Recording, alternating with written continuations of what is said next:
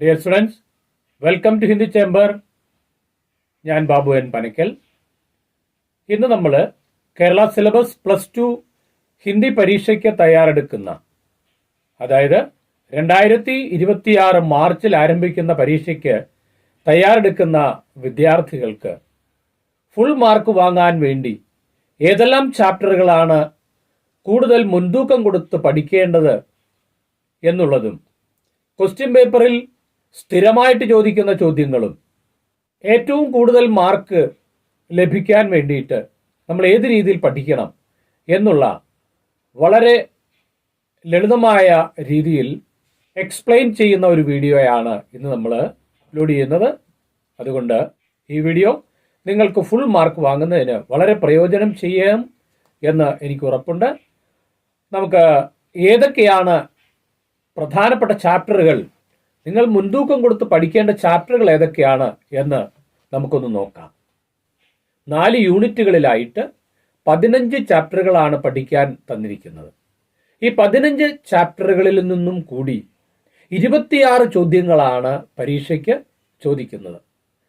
അങ്ങനെ ചോദിക്കുന്ന 26 ചോദ്യങ്ങളിൽ 8 മാർക്കിൻ്റെയും 6 മാർക്കിൻ്റെയും 4 മാർക്കിൻ്റെയും 2 മാർക്കിൻ്റെയും 1 മാർക്കിൻ്റെയും ക്വസ്റ്റ്യൻസ് ഉണ്ടായിരിക്കും. അപ്പോൾ 8 മാർക്കിൻ്റെ ചോദ്യങ്ങൾ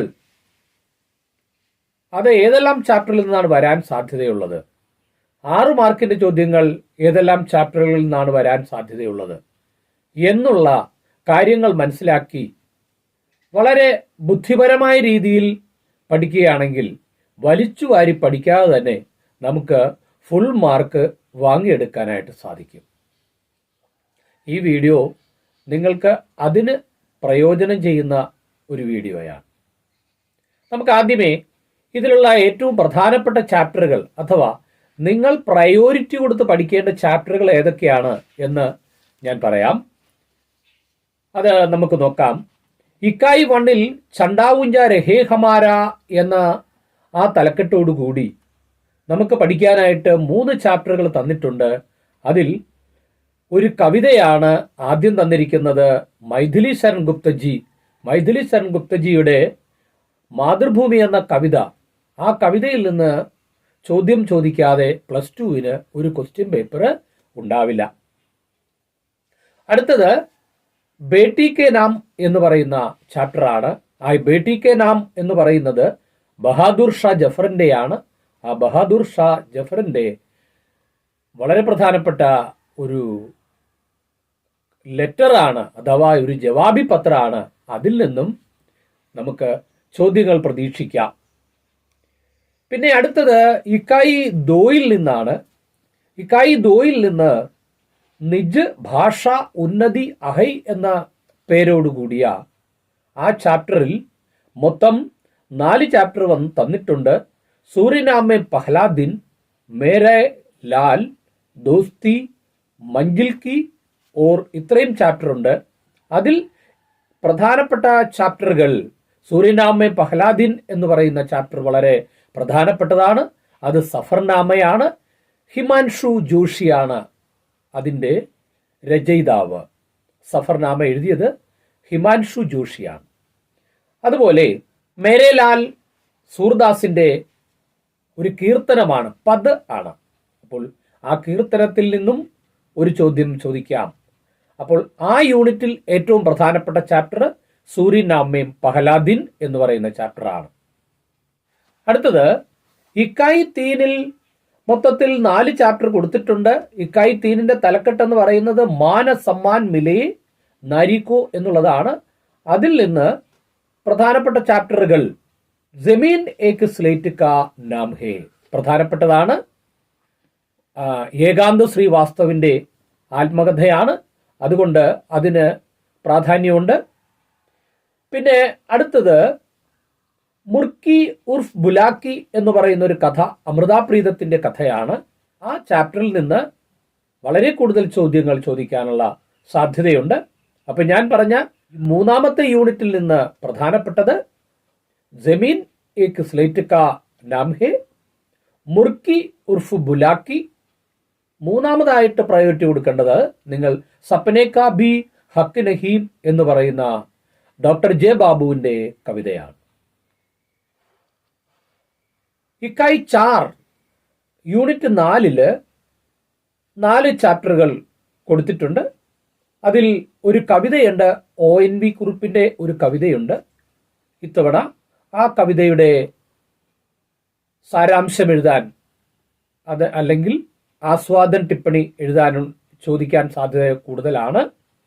ONV കുറുപ്പിന്റെ കുമുദ് ഫൂൽ ബേച്ചിനെ വാലി ലഡ്കി എന്ന് പറയുന്ന ചാപ്റ്ററാണ്. അടുത്ത പ്രധാനപ്പെട്ട ചാപ്റ്റർ എന്ന് പറയുന്നത് വോ ഭടക്കാ ഹുവ പീർ. പിന്നെ അത് രാജബുദ്ധി രാജയുടെ ഒരു ഓർമ്മക്കുറിപ്പാണ്. വോ ഭടക്കാ ഹുവ പീർ സമകാലീന സംഭവവുമായിട്ടൊക്കെ ബന്ധമുള്ളത് കൊണ്ട് അതിൽ നിന്ന് ചോദ്യങ്ങൾ ചോദിക്കാനുള്ള സാധ്യത വളരെ കൂടുതലാണ്. എങ്കിലും 4ാമത്തെ യൂണിറ്റിൽ ഏറ്റവും പ്രധാനപ്പെട്ട 2 ചാപ്റ്റർ കുമുദ് ഫൂൽ ബേച്ചിനെ വാലി ലഡ്കിയും വോ ഭടക്കാ ഹുവ പീർ എന്ന് പറയുന്ന ആ ചാപ്റ്ററുമാണ്, അഥവാ സംസ്മരണാണ്. പിന്നെ അടുത്തത് 2 ചാപ്റ്റർ എന്ന് പറയുന്നത് ഒന്ന് ആത്മിക ചേഹറ എന്ന് പറയുന്ന കുമാർ നാരായണന്റെ കവിത.